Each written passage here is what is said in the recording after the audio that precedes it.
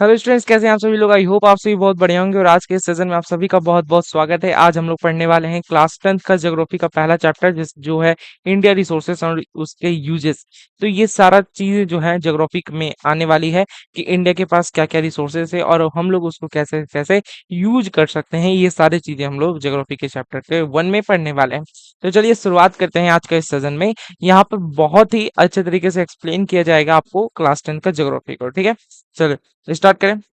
और हाँ, ये वन शॉट रहने वाली है। इसमें जो चैप्टर नंबर 1 है इंडिया रिसोर्स। अच्छा, ये कौन सा चैप्टर है, मतलब कौन से बोर्ड के लिए है? तो ये अपने बिहार बोर्ड इंग्लिश मीडियम के लिए है। सभी को मैं बता दूं कि बिहार बोर्ड जो भी इस बार 2027 में देने जा रहे हैं, वो उनके लिए ये इंग्लिश मीडियम में बनाया गया वीडियो है। ठीक है, ताकि आप लोग अपने बिहार बोर्ड में बहुत अच्छे नंबर 95% ला सके, है ना। सिर्फ सोशल साइंस से नहीं होगा तो ठीक है। सोशल साइंस एक सब्जेक्ट है जो आप लोग को लाने में मदद करेगी। सोशल साइंस में मैं इस सीरीज को इसलिए चला रहा हूँ कि सोशल साइंस में आप लोग को 90 नंबर तो कम से कम लाने में हेल्प करे। ठीक है, इसमें हम लोग क्या क्या डिस्कस करते हैं, theory plus subjective plus objective, ये सारा चीजें यहाँ पर डिस्कशन में आती है। ठीक है, बहुत ही अच्छा तरीके से आपको समझाया जाएगा। चलिए स्टार्ट करते हैं। सबसे पहले बात कर लेते हैं ये बोर्ड कौन से बोर्ड के लिए। तो जैसे कि मैंने बोला कि ये बिहार बोर्ड के लिए है। किसके लिए है? तो ये बिहार बोर्ड इंग्लिश मीडियम के लिए। आप लोग को याद होना चाहिए कि हम लोग बिहार बोर्ड इंग्लिश मीडियम 2027 के लिए है। ये बहुत ही अहम सब्जेक्ट होता है सोशल साइंस, जो काफी स्टूडेंट्स को इंग्लिश मीडियम में दिक्कतें आती हैं। तो हम लोग इसी को सुलझाने का प्रयास कर रहे हैं। Chapter number 1 India resources and it's uses. चलिए स्टार्ट करते हैं। सबसे पहले हम लोग बात करते हैं बैच के बारे में कि बैच जो है आप लोग को वो फ्री मिल रहा है। इस बैच को अवेल करिए जाके, बहुत ही अच्छा तरीके से ज्वाइन करिए, रजिस्टर करिए। यहाँ पर सारा थ्योरी क्वेश्चंस का डिस्कशन होता है, क्लासेस होगी रिवीजन के लिए, और प्रीमियम हैंड रिटेन नोट्स और डेली क्लासेस वो तो आपको मिल ही रहे हैं। ठीक है, डेली नहीं हो पा रही है, लेकिन हाँ, जब भी हमको टाइम मिलता है कि आपको क्लासेस देनी चाहिए तो मैं आप लोग को क्लासेस प्रोवाइड करवा रहा हूँ। ठीक है, चले। और न्यू है तो प्लीज इस वीडियो को लाइक कर दें, सब्सक्राइब कर दें, है ना। वीडियो को लाइक कर दें एंड चैनल को सब्सक्राइब कर लें, ताकि आप क्लास 10 का इंग्लिश मीडियम की बहुत सारी जानकारी यहाँ से ले सके। ठीक है, जैसे जैसे यहाँ से अभी डमी रजिस्ट्रेशन कार्ड आया है आप लोग के लिए, तो वो भी डाउनलोड आप कर सकते हैं हमारे वेबसाइट से वो हम अगली वीडियो में आपको बता देंगे। ठीक है, चलिए स्टार्ट करते हैं। सबसे पहले special features of our batch. Batch में ये सारी चीजें आप लोग को दी गई है, कुछ कुछ नई चीजें जुड़ी होगी, वो सारी चीजें आप लोग देख सकते हैं। स्टडी बाय सब्जेक्ट्स, यहीं पर आप लोग को नोट्स मिल जाएगा। नोट्स कैसे लेना है ये हम बता देते हैं, नोट्स कैसे लेंगे। नोट्स के बारे में मैं चर्चा करूंगा करूंगा कि ऐप को डाउनलोड कर लेना। सबसे पहले ऐप को डाउनलोड करना है। ऐप को डाउनलोड करने के लिए क्या करेंगे, डिस्क्रिप्शन में जाएंगे। डिस्क्रिप्शन में जाने के बाद आप लोग को लिंक मिलेगा डाउनलोड ऐप, और वहां से आप लोग को डाउनलोड करना है। उसके बाद आपको बैचेस वाली सेक्शन में आना है। जो बैचेस वाली सेक्शन के आने के बाद आप लोग को बैच मिलेगा, वहां से एनरोल करना। स्टडी बाय सब्जेक्ट्स में मिलेगा। स्टडी बाय सब्जेक्ट्स में आप लोग को हिस्ट्री का नेम प्लेट लगा होगा वहां पर, सॉरी ज्योग्राफी का, अभी तो ज्योग्राफी का लग गया होगा। और उसके बाद आप लोग ज्योग्राफी का नोट्स अवेल कर सकते हैं। ठीक है, ऐप के बारे में स्पेशल फीचर्स है तो ये सारी चीजें आप लोग को पता ही है। Doubt program, board updates, live doubt program अभी चल नहीं रही है, स्कैन मी अभी चल नहीं रहा, free test series, free library, excitement gift, new batches and many more. ठीक है, ये अपना है होम पेज। ये क्या है, अपना होम पेज है, इसको आप लोग एक बार देख लेना। होम पेज है ये, होम पेज आप लोग को हेल्प करेगी। होम पेज है ये सर, ठीक है, ये होम पेज है। होम पेज आप लोग को हेल्प करेगी, ताकि आप लोग कुछ कुछ बुक बुक जो भी चीजें होती है वो सारी चीजें आप लोग देख सकते हैं। ठीक है, और ये बैचेस वाली सेक्शन आ जाती है। ये बैचेस वाली सेक्शन है। यहाँ पर आपको मतलब जो पुराना वाला था वो हटा के, हाँ, ये पुराना ओल्ड बैचेस वाला लगा हुआ है फोटो इसमें। ओल्ड बैच है ये सब, ये सारा ओल्ड बैच है। आपको न्यू बैचेस वहां पर दिख जाएगी। ठीक है, वहां पर क्या होगा, न्यू बैचेस आप लोग को दिख जाएगी। आप लोग को टेंशन लेने की जरूरत है नहीं। ठीक है, न्यू बैचेस आप लोग को दिख जाएगी। ठीक है, चलिए स्टार्ट करते हैं। नेक्स्ट पे चलते हैं। ये फ्री लाइब्रेरी है। ये फ्री लाइब्रेरी, यहीं पर आप लोग को सारा कुछ मिल जाएगा। जो जो आप लोग को नोट्स वोट्स अगर चाहिए तो वो सारा चीजें। ये डाउट प्रोग्राम है, यहाँ पर आप कोई भी डाउट पूछ सकते हैं। कोई भी डाउट आपको, अगर कोई भी डाउट चाहे, कोई भी doubt, any doubt, for all for all students, है ना। यहाँ पर आप लोग को ऐप में जाके कर सकते हैं। और कोई भी अगर कांटेक्ट करना है तो वो टेलीग्राम में हमको कांटेक्ट कर सकते हैं। टेलीग्राम का जो लिंक है वो आपको पर्सनल चैट हम ही से करेंगे। टेलीग्राम जो है वो आपको लिंक दिया गया है डिस्क्रिप्शन। या तो आप डाउट आप ऐप पर पूछिए या फिर टेलीग्राम पर हमें जवाब देते हैं, और बहुत अच्छे तरीके से आपको जो भी हेल्प होगी वो सारी चीजें आपको मिल जाएगा। ठीक है, चलिए यहाँ पर आपको ऐप के बारे में बताया गया है। ठीक है, चलिए कोई नहीं। अब स्टार्ट करें हम लोग अपना चैप्टर। स्टार्ट करते हैं introduction to resources. Introduction to resources, आखिर रिसोर्स क्या होता है। क्लास 10th का ज्योग्राफी का पहला चैप्टर है, और इस चैप्टर के अंतर्गत जब आप लोग बुक देखेंगे क्लास 10th का, जैसे कि आप लोग का जो फ्री लाइब्रेरी सेक्शन है, फ्री लाइब्रेरी का सेक्शन, यहाँ पर आप लोग को दिखाया गया है क्लास 10th का बीएससीबी बुक है ना, क्या दिखाया गया है, बीएससीबी बुक। ये ध्यान से देखना, ये देखना, ये लिखा हुआ है क्लास 10th का बीएससीबी बुक, ये देखना, ये वाला, ये वाला जब सेक्शन में आप लोग जाओगे, ये वाला सेक्शन में, तो यहाँ पर आपको क्या मिलेगा, बिहार बोर्ड का बुक। ठीक है, ये हम यहाँ पर क्या मिलेगा, बीएससीबी बुक। तो इस वाले सेक्शन में चले जाना, इस वाले सेक्शन में, और यहाँ पर आप लोग को बिहार बोर्ड इंग्लिश मीडियम में बुक आपको मिल जाएगा। ठीक है, अगर आप लोग को पीडीएफ चाहिए तो ऐप में मिल जाएगा। ठीक है, चलिए, और वहीं से आप लोग देख सकते हैं कि वहां पर आप लोग को बहुत सारा चैप्टर्स है इंडियन रिसोर्सेज के बारे में। लेकिन हम लोग क्या उसी तरह पढ़ने वाले, यस ऑब्वियसली हम लोग उसी तरह पढ़ेंगे। यहाँ पर हम लोग सिर्फ रिसोर्सेज के बारे में जानेंगे, रिसोर्सेज कितने प्रकार के होते हैं, रिसोर्सेज कितने टाइप्स की होती है, वो सारा चीजें हम लोग यहाँ पर जानने वाले हैं। चलिए स्टार्ट करते हैं। डेफिनेशन ऑफ रिसोर्सेज, आखिर रिसोर्सेज होता क्या है। जो भी चीज हमारे लिए यूजफुल है, all things that are useful, all things that are useful for, sorry, all things that are useful in our human life, that are useful in our human life are called resources, है ना। हम लोग resource किसको कहते हैं, जो भी चीजें हम लोग के जिंदगी में ह्यूमन लाइफ के लिए इंपॉर्टेंट है और जो हम लोग यूज कर पाते हैं, वो सारा चीजें हम लोग को रिसोर्सेस, जैसे water, trees and plants. Water, trees and plants, ये सारी चीजें क्या हैं, एक रिसोर्स की तरह काम करते हैं। प्लांट्स के आप बोलेंगे प्लांट्स कैसे सर, ट्रीज कैसे, प्लांट्स से जैसे एलोवेरा प्लांट हो गया, जो हम लोग फेस वॉश यूज करते हैं बनाने के लिए, और घर पर भी फेस पैक बनाते हैं। तो ये सारे प्लांट्स को जो है हम लोग के लिए यूजफुल है। फ्लावर यूज करते हैं भगवान को समर्पित करने के लिए, जैसे अभी सावन का महीना चल रहा है, तो ऑब्वियसली सावन में जो चीजें होती हैं वो सारे सबको पता है। टाइप्स ऑफ रिसोर्सेस, उसके बाद बात करते हैं टाइप्स ऑफ रिसोर्सेस। रिसोर्सेज के कितने टाइप होते हैं, तो सबसे पहले हम लोग का बात आती है फिजिकल रिसोर्सेज और बायोलॉजिकल रिसोर्सेज। ये दो रिसोर्सेज इंपॉर्टेंट है। छोटा छोटा रिसोर्सेज है। फिजिकल रिसोर्सेज वो रिसोर्स होती है जो मतलब वो है नॉन लिविंग थिंग्स है। बायोलॉजिकल रिसोर्सेज मतलब इस फिजिकल रिसोर्सेज जो हम लोग देख सकते हैं, और बायोलॉजिकल रिसोर्सेज को भी देख सकते हैं, लेकिन फिजिकल रिसोर्सेज वो रिसोर्सेज होती हैं जैसे लैंड हो गया, सॉइल हो गया, वाटर हो गया, मिनरल्स हो गए। ये सारे जो रिसोर्सेज हैं, ये सारे क्या क्या है, फिजिकल रिसोर्सेज। दैट मीन्स जो हमारी धरती पर मिल जाती हैं, और जो नॉन लिविंग भी है, जो धरती पर हैं और जो नॉन लिविंग है, वो क्या कहलाते हैं, फिजिकल रिसोर्सेज। बायोलॉजिकल रिसोर्सेज वो रिसोर्सेज होती है जो धरती पर तो है ही, और लिविंग थिंग्स में है। जैसे वेजिटेशन हो गया, एक्वाटिक लाइफ हो गया, और बहुत सारी चीजें, ये सारे क्या हुए, बायोलॉजिकल रिसोर्सेज हैं। ठीक है, ये बेसिक रिसोर्स का क्लासिफिकेशन था। आगे बढ़ते हैं, जैसे कि आगे बढ़ेंगे तो हम लोग के कुछ जानकारी मिलेगा कि रिसोर्सेज जो है, कुछ कुछ साइंटिस्ट थे। सबसे पहले जो साइंटिस्ट थे, जीमरमैन साइंटिस्ट। जीमरमैन साइंटिस्ट क्या कहते थे, Zimmermann stated that resources are not, they become, resources are not, line लगता है अधूरा लग गया, है ना। ठीक है, ये लाइन अधूरा रह गया है। Resources are not, they become, मतलब रिसोर्सेज जो है उन्हें बनाया नहीं जाता है, वो अपने आप आते हैं, है ना। Both physical and biological materials become useful for life with help of technology. इस लाइन का क्या मतलब है कि जो भी फिजिकल और बायोलॉजिकल मटेरियल्स हैं हमारी लाइफ के लिए इंपॉर्टेंट है, वो हम लोग अपने लिए हेल्प करते थे with the help of technology. जो हम लोग की टेक्नोलॉजी में आज है, उसी चीज में हम लोग उसको यूजफुल बनाते हैं रिसोर्स, है ना। और वही क्या कहलाता है, है ना। Services are also called, service मतलब जो हम लोग सर्विस देते हैं, जैसे कि पोस्टमैन का सर्विस हो गया, और भी डॉक्टर्स, ये सारे क्या है, इसको भी रिसोर्स के नाम दिया गया। ठीक है, resources act as a economic and social backbone of any country. Obviously ना यार, रिसोर्सेज ही नहीं रहेंगी, कोई भी चीज रिसोर्सेज ही नहीं रहेगी, तो इकोनॉमिक और सोशल बैकबोन नहीं रहेगी ना, सोशल चीजें नहीं होगी ना। इकोनॉमिकल चीजें क्या होती है? इकोनॉमिक जैसे मान लो फ्रूट ही बन रहा है, या तो उसमें पानी यूज होगा, जैसे कि आजकल पेट्रोल में इथेनॉल मिलाया जाता है, तो ऑब्वियसली E20 आ गया है, तो जिसके कारण से हम लोग को क्या हो रहा है, वहां पर वाटर का यूज हो रहा है। तो ऑब्वियसली ये हमारी कंट्री का क्या होता है, एक बहुत ही रिसोर्सेज क्या है, एक सोशल बैकबोन है। बैकबोन बैकबोन मतलब रीढ़ की हड्डी। वो रीढ़ की हड्डी से रिसोर्सेज ही नहीं रहेगी तो हम लोग का इकोनॉमिक कल्चर ही नहीं रहेगा, सोशल कल्चर ही नहीं बन पाएगा अपना देश का, है ना। चलिए आगे बढ़ते हैं।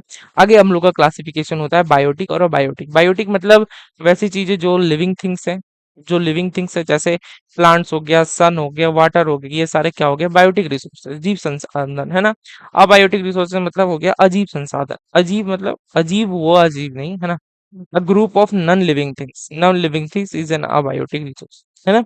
नॉन लिविंग जैसे मिनरल्स हो गया, कोल हो गया, सॉइल हो गया, ठीक है। ये सारे क्या है, नॉन लिविंग थिंग्स है जो हम लोग अबायोटिक रिसोर्सेज में पढ़ते हैं, ठीक है। आइए आगे बढ़ते हैं। रिसोर्सेस दो प्रकार होते हैं, on the based of utility, मतलब यूटिलिटी मतलब जो हम लोग यूज करते हैं ना, उसके बेसिस पर हम लोग दो पार्ट में बांटते हैं। सबसे पहला रीन्यूएबल रिसोर्सेज एंड दूसरा non renewable resources. Renewable resources वो रिसोर्सेज होती है जो हम लोग यूज कर सकते हैं, रीजनरेट हो सकती है, उसको हम लोग क्या कहते हैं, रिन्यूएबल रिसोर्सेज। एक मिनट, है ना।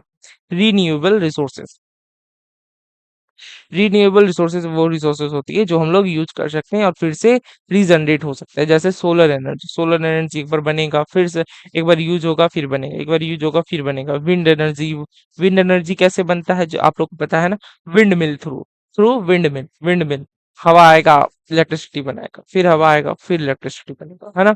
वाटर हो गया, वाटर भी रीजनरेटेड हो सकती है। फॉरेस्ट माना बहुत दिन बाद होती है, लेकिन हाँ धीरे धीरे वो सारी चीजें रीन्यू हो जाती है, करोड़ों साल बाद होती है, आई नो, बट तब भी वो क्या होती है, रीन्यूएबल होती है, जो अपना खत्म नहीं होता, है ना। कभी ना कभी फिर से बनेगा, है ना।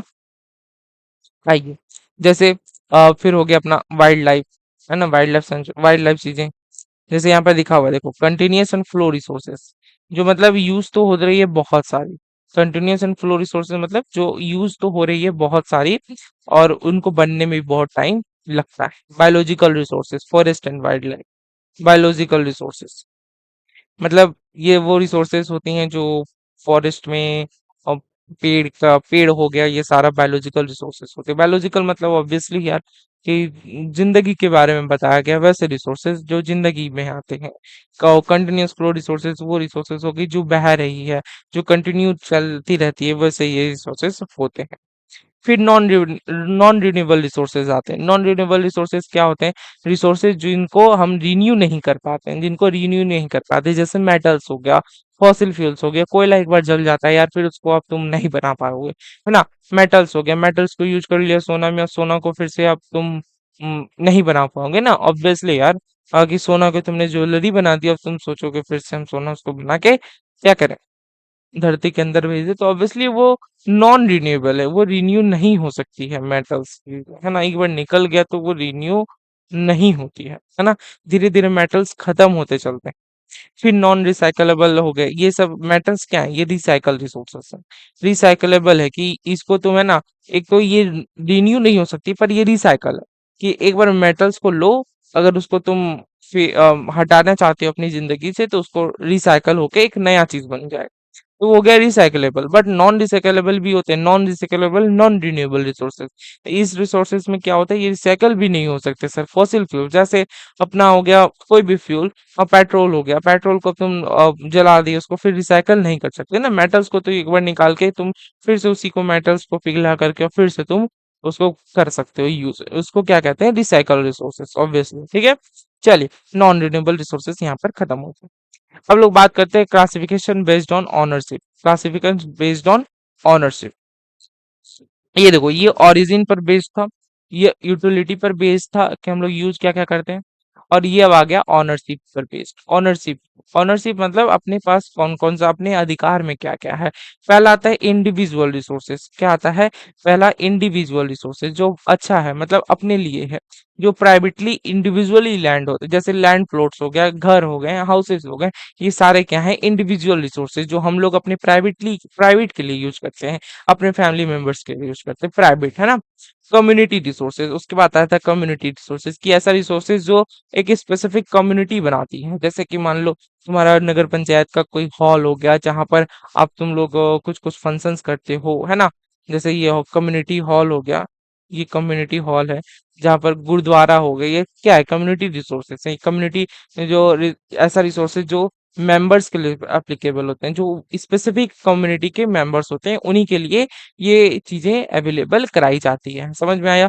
टेम्पल्स हो गए, मॉस्क्यूज हो गए, जो भी बहुत सारे फॉन्ट्स हो गए, कम्युनिटी हॉल्स हो गए, ये सारी चीजें। ठीक। नेशनल रिसोर्सेज, फिर नेशनल रिसोर्सेज के बाद आती है, नेशनल रिसोर्सेज में क्या होता है? ऑब्वियसली यार, नेशनल रिसोर्सेज में वही चीजें आएंगी, आर्मी हो गया, फिर वही सब है ना, जो हम लोग नेशनली यूज करते हैं। ठीक है, घर के लिए नहीं, नेशनल के लिए। Technically all resources available with in the political boundaries of country और नेशनल रिसोर्सेज, जो भी पॉलिटिकल बाउंड्रीज के अंदर आती है वो सारी रिसोर्सेज कौन सा रिसोर्सेज कहलाती है अपने देश के लिए? National resources. ओके। चलिए, resources that belong to the nation, जो बिलोंग करते हैं अपने नेशन को। फिर आते हैं इंटरनेशनल रिसोर्सेज। फिर आते हैं इंटरनेशनल रिसोर्सेज। इंटरनेशनल रिसोर्सेज आखिर क्या होते हैं? समझना ध्यान से। रिसोर्सेज जो रेगुलेटेड बाय इंटरनल इंस्टीट्यूशन, मतलब जैसे हो गया डब्ल्यू एच ओ है ना, वो एक इंस्टीट्यूशन है, जो इंस्टीट्यूशन अपना इंटरनेशनल के लिए यूज किया जाता है, वो सारे रिसोर्सेज को हम लोग क्या कहते हैं? जो इंटरनेशनल, वो इंटरनेशनल रिसोर्सेज हो जाती है। जैसे आप लोग का यहाँ पर एक देखो, नोट करके क्या लिखा हुआ है, एक नोट करके, oceanic area beyond 200 kilometre, 200 kilometre के पीछे from a country's coast line is known as the exclusive economic zone, यानी कि ईईजेड कहलाता है। ईईजेड यानी कि एक्सक्लूसिव इकोनॉमिक जोन। अगर क्वेश्चन में आ गया exclusive, what do you mean by exclusive economic zone, तो यहाँ पर लिखना कि ओशिनिक जो एरिया होता है 200 किलोमीटर से पीछे देश का कोस्ट लाइन का एरिया, उसको हम लोग एक्सक्लूसिव इकोनॉमिक जोन कहते हैं। ठीक है, बात है समझ? बहुत इंपॉर्टेंट लाइन है, बहुत इंपॉर्टेंट। ठीक है, बहुत इंपॉर्टेंट, बहुत इंपॉर्टेंट लाइन। अच्छा, इसका नोट्स तुम लोग को मिल जाएगा, तो टेंशन मत लेना लिखने का। ठीक है, कि अच्छा नोट्स में मिल जाएगा, तुम उसे प्रिंट करवा सकते हो, तो सारी चीज आप लोग करवा सकते हो। Classification based on status of development, classification of based है डेवलपमेंट। डेवलपमेंट में क्या क्या तुमने क्लासिफिकेशन की, उसके बारे में बात करते हैं। ठीक है, पोटेंशियल रिसोर्सेज होती है एक चीजें, और एक होती है डेवलप्ड रिसोर्सेज। डेवलप्ड रिसोर्सेज और पोटेंशियल रिसोर्सेज में क्या अंतर होता है, ये भी समझते हैं, आइए।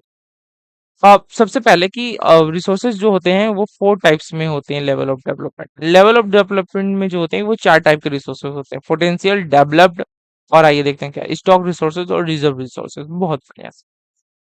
पोटेंशियल रिसोर्सेज क्या होता है? वैसा resources that exist in a region and have the potential for a future use. Potential use वो होता है कि वैसा रिसोर्स जो एग्जिस्ट करते हैं एक रीजन में, एक बाउंड्री के अंदर, और have the potential for future use, जो हम लोग आज भी कर रहे हैं but not been fully utilised yet, है ना। जैसे minerals in the Himalayas, wind and solar energy potential. अच्छा ठीक है, जैसे समझो कोई रीजन में एग्जिस्ट कर रहा है बट हम लोग अभी तक पूरा यूटिलाइज नहीं किया है, और वो फ्यूचर के लिए एकदम सुरक्षित है, फ्यूचर के लिए एकदम सुरक्षित है, और फ्यूचर में भी उसे यूज कर पाएंगे, और आगे भी फ्यूचर हम लोग इसको यूज कर पाएंगे। ये पोटेंशियल रिसोर्सेस होता है। ठीक है, जैसे minerals in the Himalayas, minerals Himalayas में बहुत सारे मिनरल्स हैं जो आज भी खत्म नहीं हुए, फुली यूटिलाइज नहीं हुए, और आगे भी यूटिलाइज नहीं ही होंगे, उसे हम लोग पोटेंशियल रिसोर्सेज कहते हैं। डेवलप्ड रिसोर्सेज कौन सा रिसोर्सेज होता है? whose quantity whose quantity and quality have been determined for utilization and currently being used with available technology। that means developed resources वो resources होते हैं जो आज के क्वालिटी और क्वांटिटी में ठीक ठाक है, आज हम लोग यूटिलाइज कर सकते हैं, पर हम लोग अपनी जो यूटिलाइजेशन हो रही है उसकी, उसको हम लोग अवेलेबल टेक्नोलॉजी से ही कर सकते हैं। लेकिन आगे में वो सारे रिसोर्सेज और भी बेहतरीन तरीके से यूज होंगे, जब फ्यूचर में और भी टेक्नोलॉजी यूज होगी। जब भी हम लोग कोई भी अवेलेबल टेक्नोलॉजी के से करंटली उसे हम लोग निकालते हैं, यूटिलाइज करते हैं क्वांटिटी और क्वालिटी में, तो हम लोग उसे क्या कहते हैं? Developed resources. ठीक है, चल, फिर आता है स्टॉक और रिजर्व। स्टॉक मतलब क्या? Materials in the environment that have the potential to satisfy human needs but can not be utilised due to lack of appropriate technology. मतलब मान लो कि आज हम लोग ऐसा कुछ कुछ मतलब सिंपल, ये ऐसा पोटेंशियल रिसोर्स है। देखो, environment that have the potential, potential अपना है कि हम लोग उसको निकाल तो सकते हैं, लेकिन हमारी लैक है, टेक्नोलॉजी की लैक है, जिससे भी मैंने बात की कि आगे जो चीजें होगी, आगे आने वाली जनरेशन में जो भी टेक्नोलॉजी, नई टेक्नोलॉजी आएगी, उस चीज को हम लोग को निकालने के लिए अगर बात की जाए तो हम लोग उसको क्या कहेंगे? Stock resources. हम लोग आज तो यूज उसको कर सकते हैं, पर हमारे पास उतनी टेक्नोलॉजी है ही नहीं कि हम लोग उसको निकाल पाए। तो ये क्या कहलाएगा? Stock resources. बात आए समझ? बहुत बढ़िया सर। रिजर्व रिसोर्सेस क्या होता है? रिजर्व रिसोर्सेस मतलब एक सबसेट है स्टॉक रिसोर्सेस का। स्टॉक रिसोर्सेस का ही सबसेट है जो हम लोग, स्टॉक रिसोर्सेज में भी दो टाइप का हो गया है ना, एक स्टॉक रिसोर्स, रिजर्व। मतलब जो आज हम लोग यूटिलाइज तो कर रहे हैं जो अपने पास टेक्नोलॉजी, बट वो are being kept in reserve for future environment. जो हम लोग आज तो निकाल सकते हैं, पूरा निकाल सकते हैं, पर लेकिन हम लोग उसे क्या कर रहे हैं? रिजर्व कर रहे हैं। रिजर्व कर रहे हैं फॉर फ्यूचर रिक्वायरमेंट्स।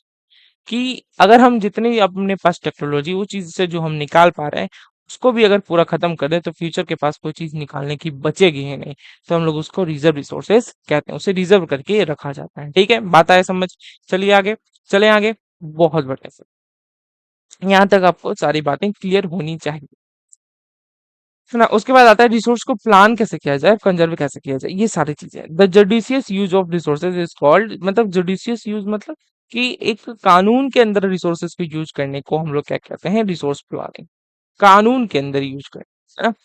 फिर resource conservation. Resource conservation obviously यार, कि रिसोर्स को कंजर्व करना पड़ेगा फॉर फ्यूचर के लिए। जैसे अगर सोना आज खत्म हो गया, पानी खत्म हो गया, तो फ्यूचर के लिए हमारे पास कुछ फ्यूचर में कैसे यूज होगी, कैसे दिखेगी। तो इसीलिए हम लोग को क्या करना पड़ता है? रिसोर्स को प्लान करना पड़ता है, कंजर्व करना पड़ता है। इसीलिए कहते हैं judicious use of resources is called resource planning. कानून के अंदर तुम रिसोर्स को कुछ यूज कर रहे हो, कानून के अंदर, तो उसे हम लोग क्या कहेंगे? Resource planning. ठीक है, आइए बढ़ते हैं रिसोर्स कंजर्वेशन की तरफ। रिसोर्स कंजर्वेशन क्या होता है? Resource conservation the planned and judicious use of resources.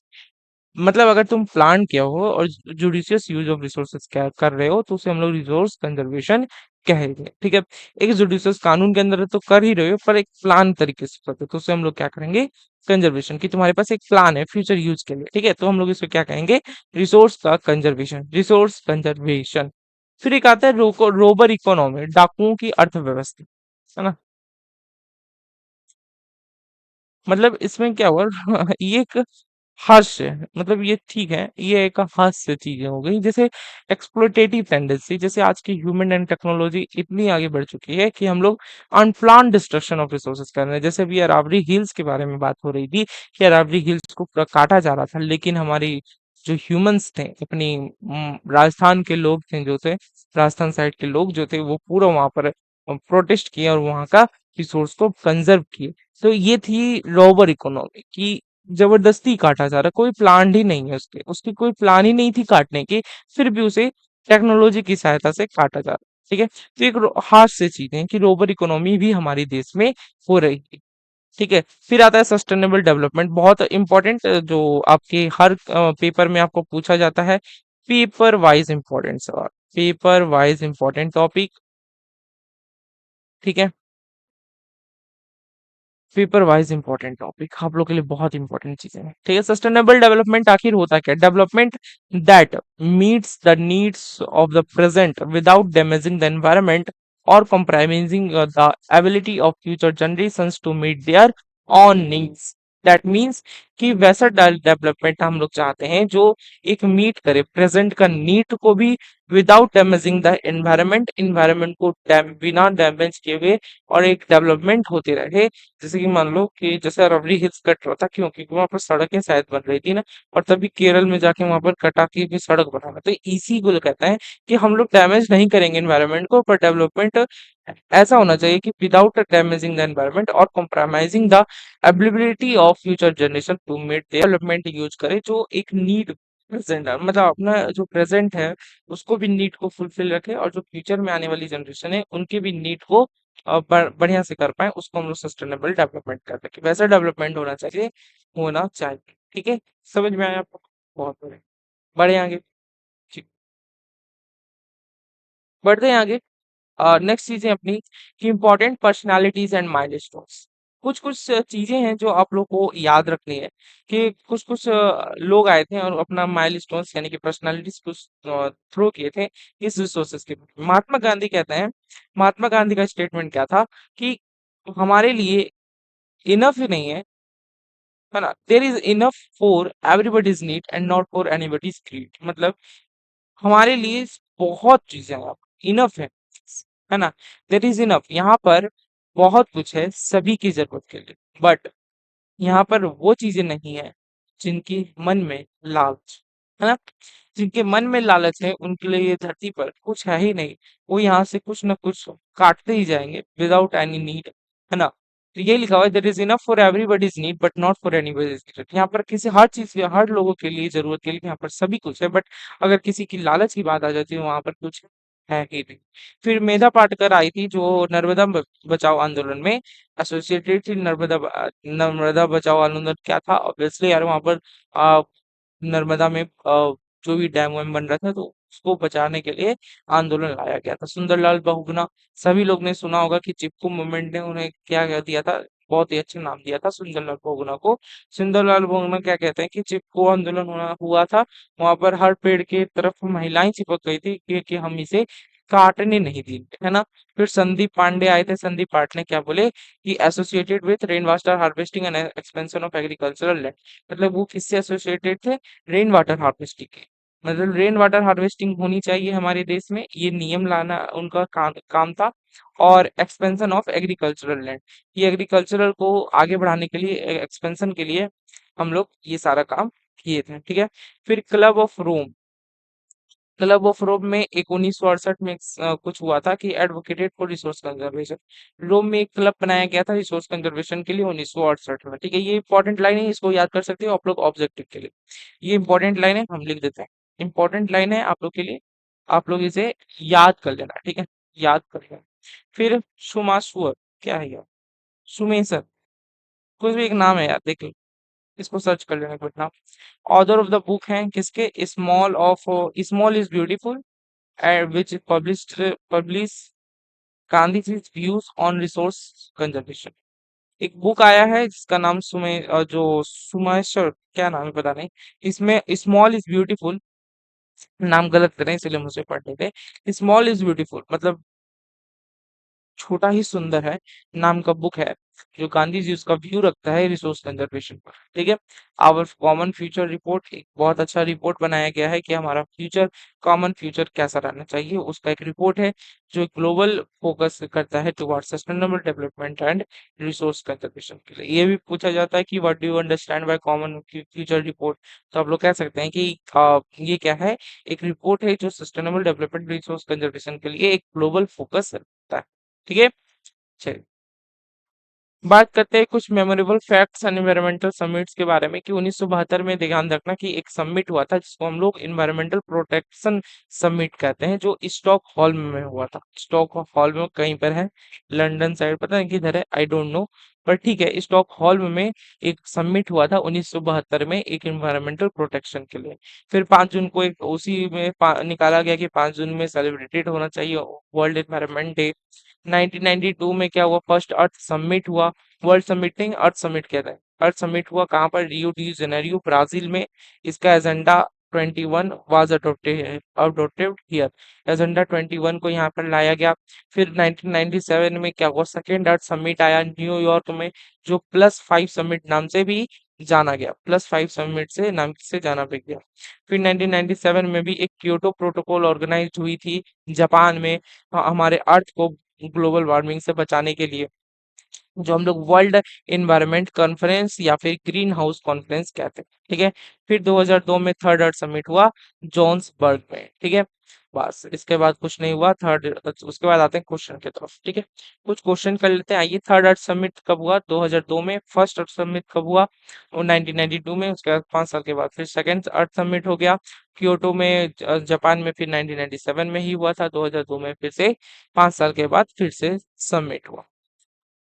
अब तो नहीं हो रहा submit, I think so. What type of resource is coal, coal है ना। कॉल कैसा रिसोर्स है? I think you know this is our non-renewable resources which of the flowing type of resources solar energy replenishable यानी कि renewable resources हैं, ठीक है। up to how many kilometers from the coastline in the boundary area called the exclusive, तो आगे question है ना, question ही क्वेश्चन है। एक्सक्लूसिव 200 200 एन मीटर लिखा हुआ है, पता नहीं किलोमीटर होगा, ठीक। What is the rover economy related to? Rover economy किसके लिए? Unplanned exploitation of resources. Rover economy हम लोग इसी को पढ़े थे कि एक्सप्लोटेशन जो हो रही है हमारी रिसोर्सेज के लिए, वही अनप्लान्ड जो हुई है उसी के बारे में रोवर इकोनॉमी नाम उसको दिया गया है, ठीक है। बहुत अच्छा है ये रॉबर इकोनॉमी, क्वेश्चन में आ भी सकता है कि रॉबर इकोनॉमी से आप क्या समझते हैं कि रॉबर इकोनॉमी क्या है आखिर, है ना। चलिए, फर्स्ट वर्ल्ड समिट कब हुआ था? 1992 में, है ना। 1997 में सेकंड हुआ था और 2002 में फिर से थर्ड हो गया था। चलिए, आई थिंक आई होप आपको समझ में आया होगा सारा कुछ, पूरा चैप्टर ही क्लियर है सर। टाइप्स ऑफ रिसोर्सेज क्या थी और रिसोर्सेज क्या होती है, उसके यूजेस हम लोग समझे हैं। बहुत ही मजा आया आई थिंक सबको। और जो भी जैसा भी आप लोग को ये लगा यार, प्लीज कमेंट करें। अगर वीडियो को देख रहे हैं तो कमेंट करें, लाइक करें, सब्सक्राइब कर ले अपने चैनल को। आपका ही चैनल है, हमारा चैनल है, इसको मिलके ग्रो करना है यार। इंग्लिश मीडियम बिहार बोर्ड को अच्छी अच्छी तरीके से सोशल साइंस में मदद मिलनी चाहिए। चलिए, जो भी चीजें होंगी डाउट में आप लोग को कमेंट्स में कर देना है, या फिर हमसे डायरेक्ट जानना चाहते हैं तो फिर आप लोग को डाउट फोरम में आइए या फिर टेलीग्राम में आइए। चलिए, मिलते हैं, बाय बाय, टेक केयर।